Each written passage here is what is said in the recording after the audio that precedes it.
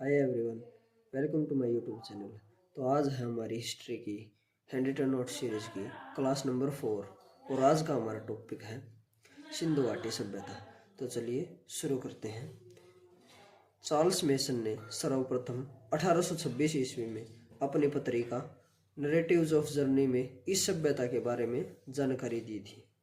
उसके बाद बर्टन बंधु जेम्स बर्टन और विलियम बर्टन की ठेकेदारी में सन 1956 में लाहौर और मुल्तान के बीच रेल लाइन बिछाई जा रही थी। जब खुदाई का काम हड़प्पा में शुरू हुआ तो वहां से मिट्टी में दबी हुई बहुत सी ईंटें मिली। उसके बाद अलेक्जेंडर कनिंघम ने 1853 से लेकर 1856 के दौरान इस क्षेत्र में बहुत बार यात्रा की और इस सभ्यता के बारे में जानकारी जुटाने की कोशिश की, लेकिन इन्हें ज़्यादा सफलता नहीं मिल पाई। उसके बाद सन 1921 ईस्वी में सर जॉन मार्शल के नेतृत्व में राय बहादुर दयाराम साहनी और राखलदास बनर्जी ने क्रमशः हड़प्पा और मोहनजोदड़ो की खुदाई की। यानी कि राय बहादुर दयाराम साहनी ने हड़प्पा की खुदाई की और राखलदास बनर्जी ने मोहनजोदड़ो की खुदाई की। उसके बाद है काल निर्धारण। सिंधु सभ्यता के काल निर्धारण को लेकर विद्वानों के विभिन्न मत हैं, लेकिन इसकी सर्वमान्य तिथि रेडियो कार्बन C14 के अनुसार 2500 से 1750 ईस्वी पूर्व मानी गई है। उसके बाद है नामकरण। इस सभ्यता के जितने भी प्रारंभिक स्थल थे वे सभी सिंधु और उसकी सहायक नदियों के आसपास खोजे गए, इसलिए इसे सिंधु सभ्यता कहते हैं। सर्वप्रथम 1921 ईस्वी में दयाराम साहनी के नेतृत्व में हड़प्पा में खुदाई की गई और इस सभ्यता के बारे में जानकारी प्राप्त की गई, इसलिए इसे हड़प्पा सभ्यता भी कहते हैं। उसके बाद निर्माता। विदेशी इतिहासकारों के अनुसार इसके निर्माता सुमेरियन सभ्यता के लोग थे। राखलदास बनर्जी के अनुसार इसके निर्माता द्रविड़ लोग थे। अब सिंधु सभ्यता के बारे में विशेषताएं। यह एक नगरीय सभ्यता थी। सिंधु सभ्यता के लोग कांसा यानी कि टीन प्लस तांबे के मिश्रण से बनता है कांसा का प्रयोग करते थे, इसलिए इसे कांस्य युगीन सभ्यता भी कहते हैं। इसे एक व्यापार प्रधान सभ्यता के रूप में जाना जाता है।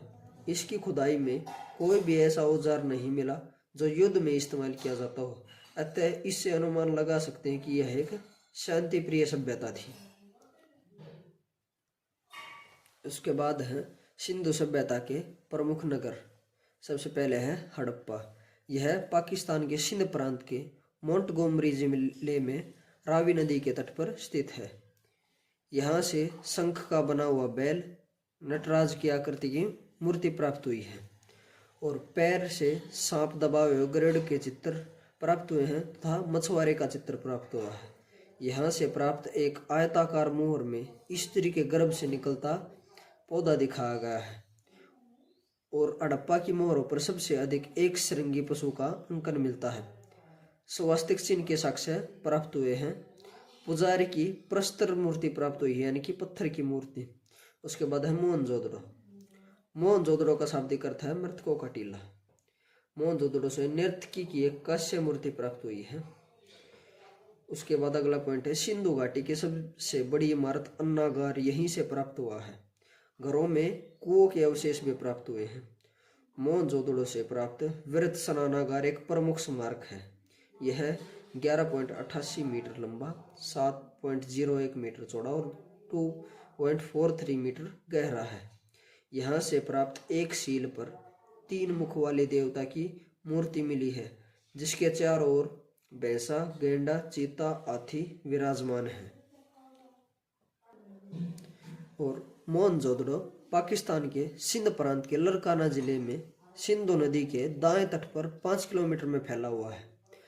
सिंध का नखली स्थान या बाग यहीं से प्राप्त हुआ है। उसके बाद अगला है कालीबंगा। इसका शाब्दिक अर्थ है काले रंग की चूड़ियाँ। यह राजस्थान के हनुमानगढ़ जिले में घग्गर नदी के किनारे स्थित है। कालीबंगा से अलंकृत ईंटों के साक्ष्य प्राप्त हुए हैं और यहीं से सर्वप्रथम कपास की खेती के प्रमाण प्राप्त हुए हैं, जिसे यूनानी लोग सिंडन कहते थे। 2 रेजुते हुए खेत के साक्ष्य मिले हैं। लकड़ी से बनी नाली के साक्ष्य प्राप्त हुए हैं और ईंटों से निर्मित चबूतरे पर 7 अग्निकुंड प्राप्त हुए हैं, जिसमें राख और पशुओं की हड्डियां प्राप्त हुई हैं। यहाँ से सूती वस्त्र में लिपटा हुआ उस्तरा प्राप्त हुआ है और जले हुए चावल के साक्ष्य भी प्राप्त हुए हैं। युगल समाधि के साक्ष्य प्राप्त हुए हैं। मिट्टी से निर्मित शकील यानी कि फूटा प्राप्त हुआ है और यहाँ से शल्य चिकित्सा के साक्ष्य प्राप्त हुए हैं। एक बच्चे का कंकाल मिला है और कालीबंगा से ही भूकंप के साक्ष्य मिले हैं। यह एक ऐसा स्थल है जिसका निचला भाग भी सुरक्षा दीवार से घिरा हुआ है। उसके बाद है चहुंदड़ो। मन के बनाने का कारखाना प्राप्त हुआ है। मन के बनाने का कारखाना लोथल से भी प्राप्त हुआ है। ईंट पर बिल्ली का पीछा करते हुए कुत्ते के पद चिन्ह ये चहुंदड़ो से प्राप्त हुए हैं। उसके बाद है बनवाली। बनवाली से अच्छे किस्म के जौ की प्राप्ति हुई है और हल्की आकृति वाला खिलौना प्राप्त हुआ है। उसके बाद है धौलावीरा। धौलावीरा में जल प्रबंधन के लिए 16 जलाशयों की प्राप्ति हुई है। यानी कि जल प्रबंधन के हिसाब से धौलावीरा हड़प्पा सभ्यता का सबसे महत्वपूर्ण नगर था। उसके बाद है सुरकोटड़ा। यह गुजरात के कच्छ में स्थित है। यहाँ से शॉपिंग कॉम्प्लेक्स के साक्ष्य प्राप्त हुए हैं और घोड़े की अस्थियां प्राप्त हुई हैं। उसके बाद है क्षेत्रफल की दृष्टि से हड़प्पा कालीन नगरों के क्रम। सबसे बड़ा मोहनजोदड़ो, उससे छोटा हड़प्पा, उससे छोटा धौलावीरा और उससे छोटा कालीबंगा। अब है कुछ अन्य महत्वपूर्ण बिंदु। सिंधु सभ्यता की लिपि भावचित्रात्मक है। अगला पॉइंट है अग्निकुंड के साक्ष्य कालीबंगा और लोथल से प्राप्त हुए हैं।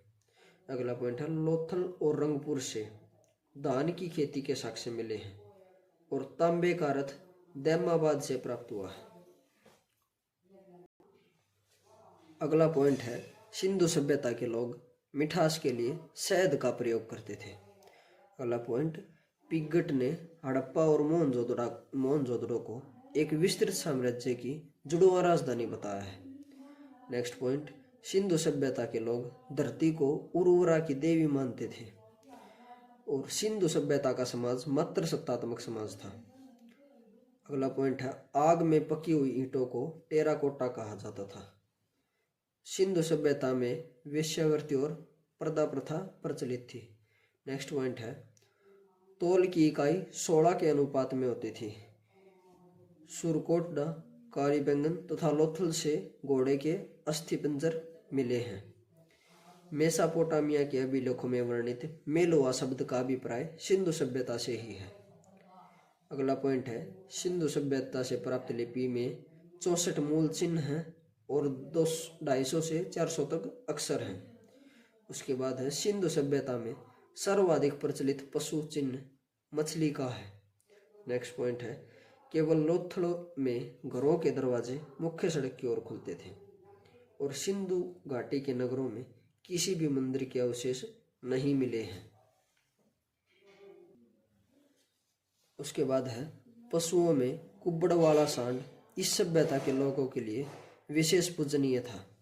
नेक्स्ट पॉइंट है रोपड़ से मालिक के साथ कुत्ते के दफनाए जाने के साक्ष्य मिले हैं। अगला पॉइंट है सिंधु लिपि को सर्वप्रथम पढ़ने का प्रयास L.A. वेंडल ने किया था। अब है लोथल, गुजरात में भोगवा नदी के किनारे स्थित है। यहाँ से 2 मुंह वाले राक्षस के अंकन वाली मुद्रा प्राप्त हुई है। पंचतंत्र की चालाक लोमड़ी का अंकन कहाँ से प्राप्त हुआ है? ये लोथल से। मम्मी का उदाहरण प्राप्त हुआ है। बत्तख, बारासिंगा, गोरिल्ला के अंकन वाली मुद्रा प्राप्त हुई है। उसके बाद है हड़प्पा सभ्यता के पतन के कारण।